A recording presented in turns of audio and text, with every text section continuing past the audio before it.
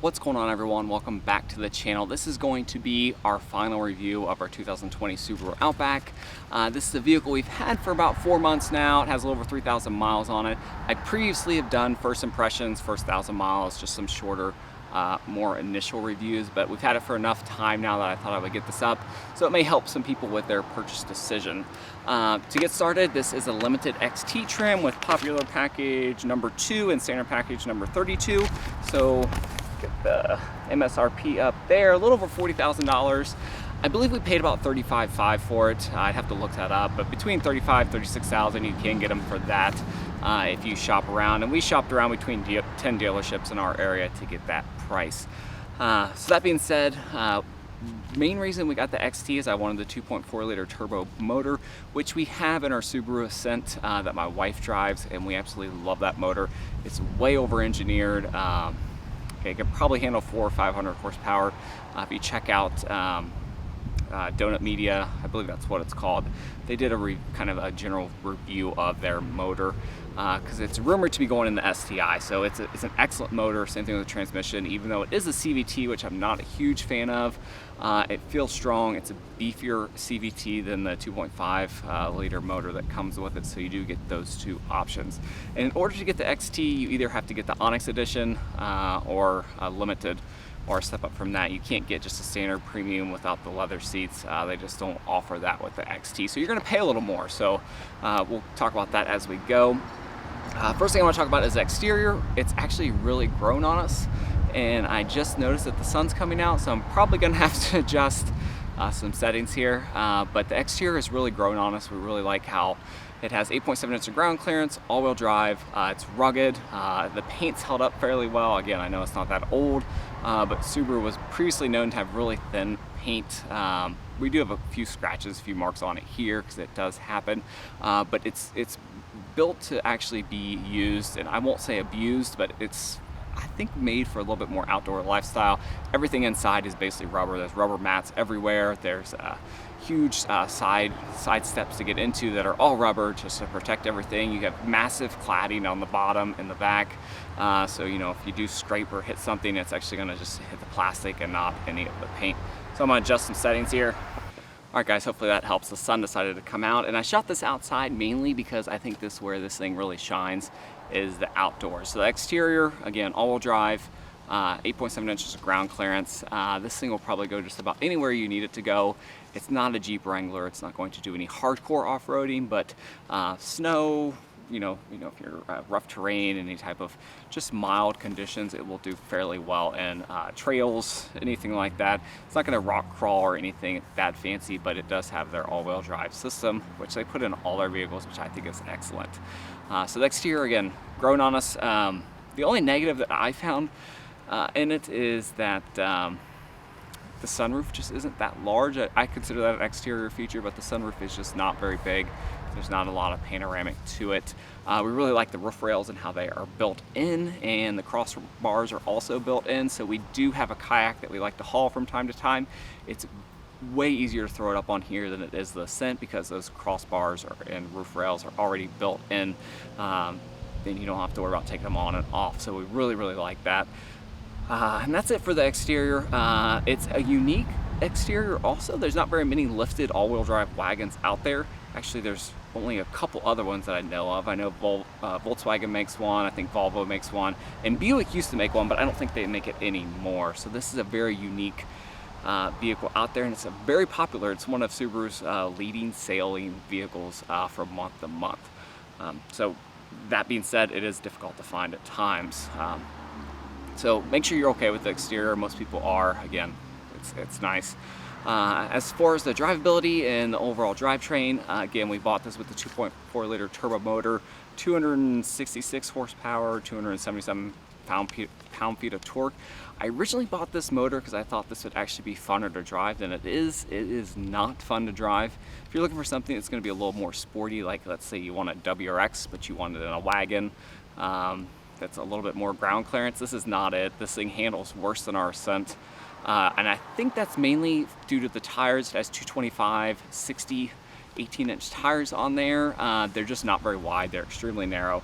So that's something that I think makes it suffer when it comes to handling. So that is why I would actually recommend you go get the 2.5 liter naturally aspirated motor. Unless you're hauling something a little bit heavier, a trailer, a boat, or you do a ton of traveling where you're gonna really load this thing up, I do not see the need to get the 2.4 liter turbo engine, even though it's actually really fun.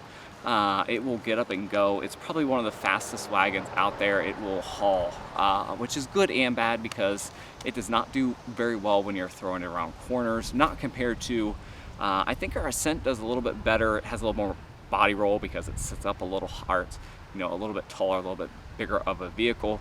But overall, it's not the funnest vehicle to drive when you floor it on the interstate, or you're merging, or you're trying to build up a little bit of speed to get into traffic. It will get up and go. So just test drive both, but overall I think the 2.5 liter engine is also going to get a little better fuel mileage. So in terms of fuel mileage, we're getting around 22.6, which is not great, but the thing is that I drive about 5-6 miles to work every day. And I don't think that's far enough to get the range that it needs, because when we drive on the interstate, we can get 27 to 30 on it pretty easily. But just overall driving around town, you're probably going to get the 22 to 23. I believe the tank I have on now, I'm getting around 23.1, but I don't expect to get more than that. I think the 2.5 liter non-turbo motor will get a little bit better fuel mileage. And I don't drive this thing aggressive, especially during the week when I'm going to work. It's mainly just back and forth, all back roads, but overall fuel mileage it's okay. It's not the best, not class leading out there.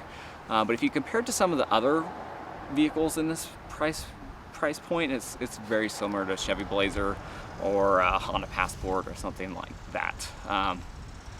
CVT transmission is great.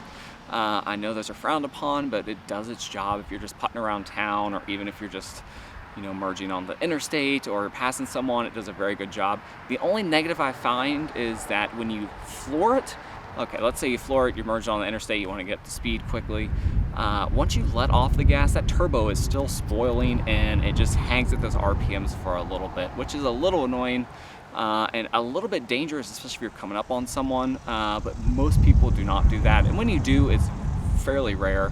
And these CVTs, they're a little beefier for the 2.4 liter turbo motor, so that's something that's nice. I think the CVT will last for a long time. It seems like a well-built transmission. So that's it. Takes unleaded fuel, which is nice. You don't have to buy premium. Oil changes are easy. The oil filter's right on the top. So that's really it for the exterior and the motor and just the overall drivability. This thing drives so smooth. It is one of the smoother vehicles out there. Very quiet, very soft sprung. Seats are great. It's the same seats that are in the Ascent, at least in the front, for the driver and the passenger. Tons of room. But it's very, very practical, very, very quiet. Not a lot of wind noise. You can tell they've really improved that. No rattles, at least none that we have now. Our previous Forester had a ton of rattles on the inside, so it's nice to see that. But overall, it drives great for everyday driving. This would do great on a long trip too. I have a feeling it would be very comfortable. So now the interior. Interior actually is a mixed bag. 95% of it I really like. So again, the front seats are comfortable. It's got heated front and back seats, which is only on certain trims, so keep that in mind. It's got tons of storage. It's not as wide as I would like. I would like it to be maybe a little bit wider. Like our Honda CR-V, we had a 2007 Honda CR-V previously, and it was a little bit wider, and it just felt more roomy on the inside than the Outback does. Outback feels a little cramped coming from that. Now coming from other vehicles like the Forester, it feels very similar. It sits lower to the ground, so you feel like you're more in a car that's just a little bit lifted. So if you like that, that's something to keep in mind. The negative about the inside for us is the infotainment system, the 11.6-inch tablet style screen. I don't like it. I would prefer the 8-inch one they have in the Ascent and the Forester, mainly because what you can do is then you have physical knobs. So let's say you want to turn the heated seats on, you have to actually go into the touchscreen and do it. And I know there's an update for this right now, but you have to take it to a dealership. Some dealerships won't do it. For example, I contacted mine and they said they would not do the update at this time. So just make sure you're okay with the infotainment system. It's actually, I think, dangerous, especially if you're going to, let's say, turn the heat fans up or the air up, or just change the direction of where the air is blowing. Again, you have to go on the touchscreen. It's very small. It's very fiddly. It's pretty responsive once it gets going, but if you're doing it like right when you start the car, it will be a little bit laggy and it will crash on you. At least mine has crashed. I'm going to try to get a video of that, but it crashes at least once a week, mainly just when it's starting up and I'm trying to do too much with it and it just reboots the actual system. It doesn't affect driving or anything, but the screen does go blank for about 30 seconds before it turns back on and gets everything going. So that's really the only negative with the infotainment. There's tons of, you got a screen next to the speedometer or in the middle of that. That's great. Tons of customization you can do to these screens to view all kinds of different stuff.